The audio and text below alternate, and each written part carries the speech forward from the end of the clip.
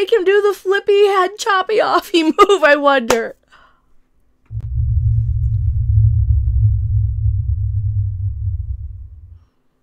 Hello everyone, I am Becca Random 42. The one, the only, the original.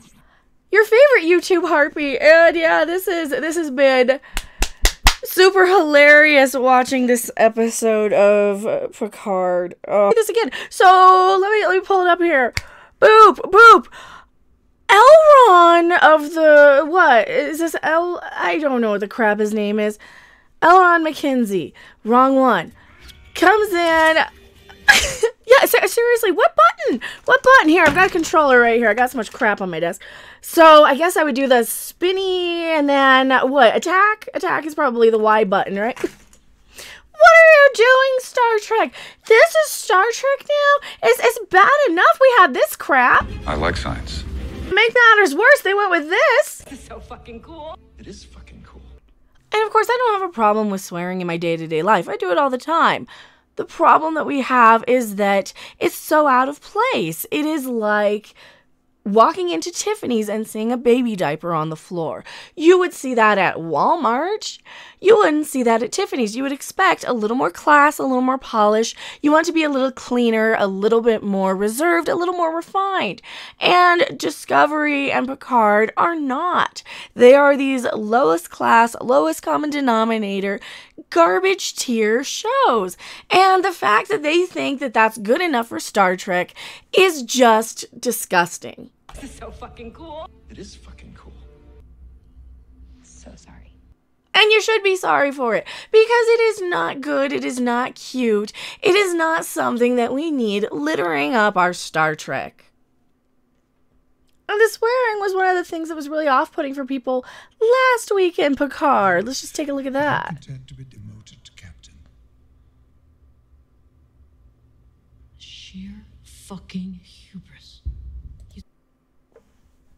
Does it get better this week? Does it get better this week? Well, you saw some of the brutal violence. Now let's see what they're trying to pass off as a well-respected crew who has respect for Captain Picard. Now, this isn't his little holographic recreation of his house, because what, they couldn't be bothered to build another set. These are reshoots that they needed to get sprinkled in throughout the series to make it make sense. Why? Seriously, why are we using his house? I don't know. You want to go to Vashti? Are you out of your goddamn mind? That's exactly my expression too. Just, yeah. And then there's this guy who's got holograms of himself freaking everywhere. Why do you need holograms of yourself everywhere? Seriously, why do you need holograms of yourself everywhere? That fucking hospitality hologram.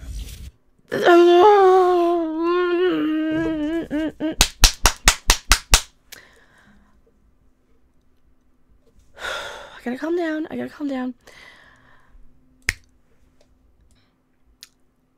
This was the best episode of Picard so far, in my opinion. It was still very boring, very drawn out. A lot of long time to get to Picard apologizing to everyone. Everyone. He wronged the Romulans. He wronged his crew. He's wronged everybody. And he should be very, very, very sorry for being an old white dude. I do not need a 40-year-old white dude to tell me what didn't work for him. No, he's closer to 70, sweetheart. But, you know, close. This episode starts off with Picard in a sort of Romulan monastery thing. Little boy of that elf guy that we saw chop off the Romulan dude's head. Okay, why? First off, the whole premise of why we have the Romulans in the show just doesn't make sense. They were 1,000 years more advanced than the Federation. They would have known that the sun at the center of their solar system was going to go supernova. They would have been able to detect it. The whole entire premise of Star Trek Picard doesn't make any logical sense in the Star Trek universe. Not at all. Not a lick of sense. The Romulans were thousands of years more advanced than the Federation. At least 1,000 years. why wouldn't the Vulcans help them? Why wouldn't any other species? Why would they need the Federation to save them? Oh yeah, they wouldn't. First of all, they wouldn't. They would know, and they would be able to detect any sun in any solar system going supernova long before the Federation. And they also have fleets. They have a massive amount of ships. Sure, we saw in Nemesis their little government collapse. They are still able to travel throughout space. They still have weapons. Oh, and that's the other thing. Why is everyone using swords? This dude challenges old guy Picard to a duel or something. He's gonna fence the guy? You're a Romulan. Use your... Oh.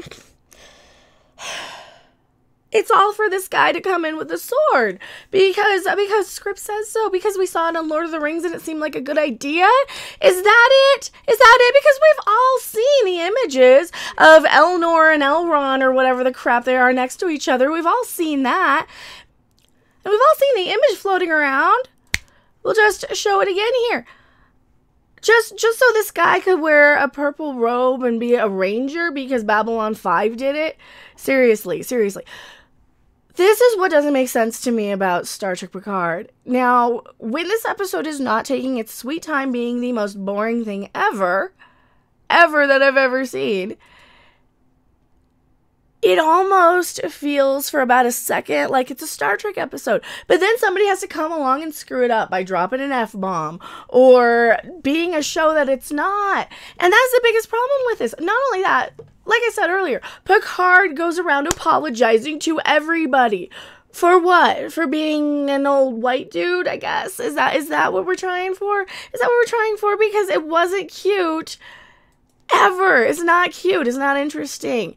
Not the audacity that the show has to call itself Star Trek, while at the same time being the most boring thing I think I've ever sat through, is just disgusting to me. I am not happy with this episode. And like I said, this is the best episode. It's still about a 2. Because it was a boring, convoluted mess. They had to break Star Trek just because script says so. It's like, okay, let's just break everything that happened about Star Trek just so we can tell this story with these characters. And guess what? They're boring. They're annoying. There's not a likable character on this show. Even Picard. They also took a character like Picard who was fine when you had the ensemble of likable characters around him. He was the good kind of guy in charge. He was the leader. He was the captain. He's not the lead of the show. He shouldn't be the lead of the show. He's barely able to do any of his lines. Like me right now, my voice is going. He's on the board. Meanwhile, back at the Borg cube, of course, the robot chick, Doge, I don't care what her name is getting it on with this Tal Shiar guy or something. He knows she's a robot. She doesn't know she's a robot. Who cares? And of course, she works with Hugh of Borg because, remember the episode where they unplugged the Borg and he called himself Hugh? Yeah, I remember that one too. The very end of this episode, they're getting attacked by an old-fashioned bird of prey. Really old. It's cute. And because we read the opening titles, we're like, and it's 7 of 9. So they spend about 10 minutes on this. Oh, the captain's injured. They're hailing us. He's hailing us. Okay, first off, we know it's 7 of 9. We knew it was 7 of 9. Her name is in the opening credits. And you've been using her to market the show despite the fact she's only in 2 episodes. 2 episodes. This is not a show where Picard goes and collects all of his old crew that we know and are familiar with and like. No. He has the most bitchy, disrespectful people in the galaxy. To what? Because I guess this is supposed to be the Expanse. I don't know. And so there's this great big anticlimactic, boring, drawn out scene that is supposed to be very tense and dramatic, where we're like, oh no, are they going to be the captain now? Who is it? Surprise, surprise. It's 7 of 9 because we saw her in the opening credits and the trailers, and you've been using Jerry Ryan for months to market this. So we know it's her.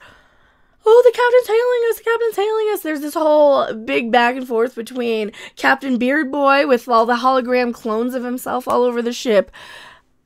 I don't know. It's because Rimmer,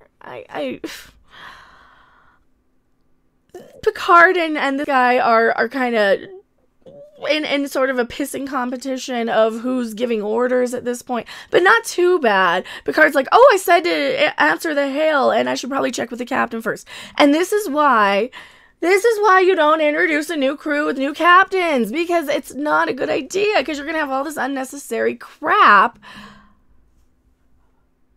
And I know that they're trying to be cute and clever by doing this. I get it. It wasn't. It really, really wasn't. So they finally beam over 7 of 9, and he's like, oh, you're 7 of 9. You're Captain Picard, or you're Admiral Picard. I don't even know. Have these characters even met? I don't remember 7 of 9 and Captain Picard even meeting. They were on different shows. She was from the Delta Quadrant. I don't believe they ever met. Cookie cutter, you need one of this and one of this, and now we need teenagers for the teenage demographic, and we need it to be Riverdale and have them humping each other every 5 minutes, because we need the teenage demographic. And, yeah, because they're going for that CW crowd, and the CW crowd likes this. I guess. I don't know, but that show keeps losing ratings too. Maybe I'm the only one who was entertained by that. This show is just a giant waste of time. It is so boring. It is so drawn out. I know I'm missing half of the stuff, but I don't care about what's happening to these characters. None of them are likable. None of them are interesting. What? When did Star Trek get so bad that I'm getting on Twitter saying, gee, all the years of watching Mystery Science Theater my whole life have really, really helped prepare me for sitting through bad things like Star Trek. Wait, what? When did we shift into a different timeline where Star Trek is now so low quality that I'd rather watch anything from Mystery? I'd rather watch Santa Claus Conquers the Martians right now. At least I'd be entertained by it. At least it's funny. And this one was pretty unintentionally hilarious with a little video game Elron jumping through to chop off the guy's head. Hey, and at least they got the blood right. At least it's green blood for the Romulans.